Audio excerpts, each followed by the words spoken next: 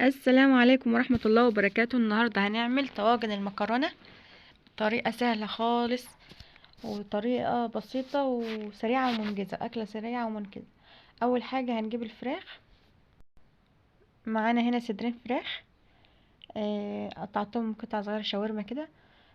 ما تقطعوا قطع أحسن من تفرموا في الكباب، قطع حلوة زي الشاورما كده. معايا بقى بصل مفروم، معايا فلفل مشكل كده برضو مفروم، فص توم. المهم هتشوحوهم سوا شاورما عادية.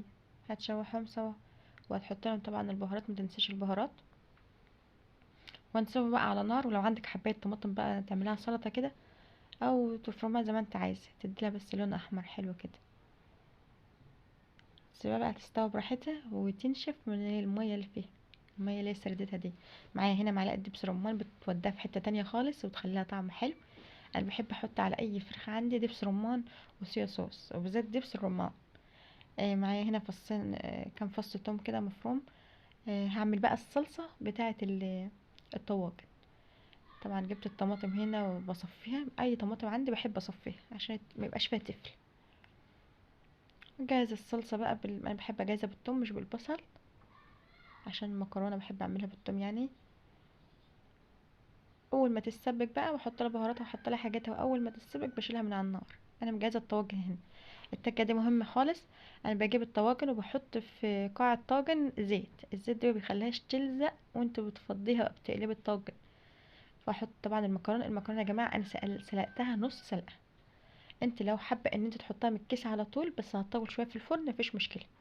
ما كانش عندي وقت فسلقتها نص سلقه كده، وحطيتها في الطواجن. ما بتاخدش منك سويه كتير في الفرن. حطيت طبعا ضفت الصلصه عليها، وهجيب ورق سلوفان واحطه عليهم واغطيه واحطه في الفرن.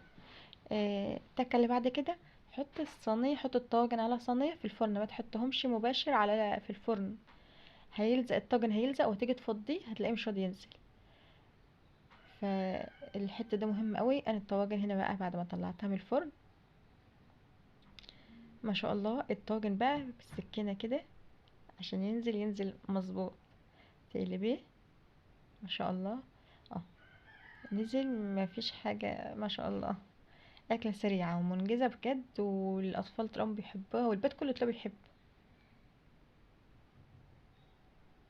إن شاء الله القناة هنعمل قنوات وصفات سهلة وسريعة ومنجزة إن شاء الله وموفرة. ما تنسيش تشترك في القناة، تدعمنا بلايك، ومع السلامة.